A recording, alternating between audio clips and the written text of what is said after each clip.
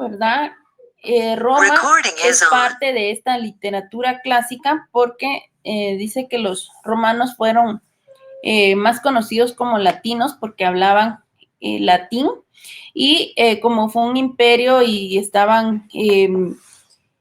tenían poderío militar y ellos fueron grandes conquistadores y empezaron a conquistar y someter apoderándose de pueblos vecinos y fue muy grande este imperio.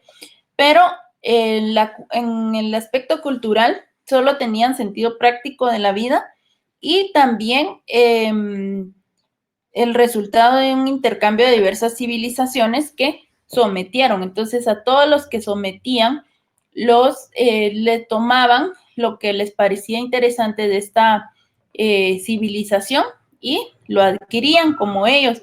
Y luego ya en el imperio lo iban difundiendo, ¿verdad? O sea, lo iban pasando y que todos tenían que aprender sobre esto que era interesante de cada civilización. Lo que fuera interesante para ellos, ¿verdad? No todo, sino que solo lo que era importante. Y así fue cuando llegaron a Grecia, tomaron toda la cultura que tenía Grecia, principalmente el arte y las ciencias, porque recordando, Grecia había cambiado la forma de pensar y de dejar de basarse solo en los mitos y ya utilizar la razón y sentaron bases de grandes ciencias, ¿verdad? Como la medicina, la astronomía. Había muchos filósofos que estaban buscando el porqué de las cosas y no solo porque sí, sino que buscando una razón. Entonces esto lo tomaron los romanos y luego ya lo fueron difundiendo por todo el imperio y a esta fusión de culturas, la cultura romana y la cultura griega, ¿verdad? O en este caso sería la cultura latina. Esto se le conoce como cultura occidental y es importante conocerlo porque es lo que dio origen a todo lo que nosotros conocemos y cuando vinieron, ¿verdad? Los españoles o ya descubrieron América y conquistaron, todos estos lugares traían esta misma cultura, fue la que nos infundieron a nosotros. Así como el latín, ¿verdad? Fue también difundido y dio origen a las lenguas romances, como el francés, el italiano, el español, ¿verdad? Y otras lenguas.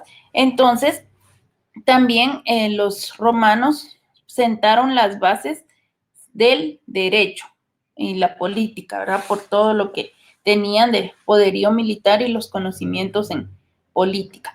Entre la literatura latina como tal, o sea, la literatura romana, esta se transmitía también de manera oral.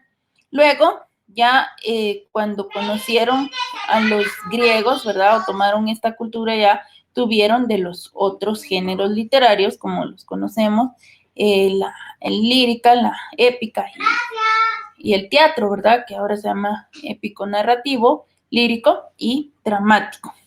También dice que para promover esto de la literatura, el emperador Augusto tenía un consejero que se llamaba Mecenas y en honor a él propuso dar un patrocinio llamada Mecenas a los literatos o escritores, porque Mecenas, que era su consejero, era muy amante a esto.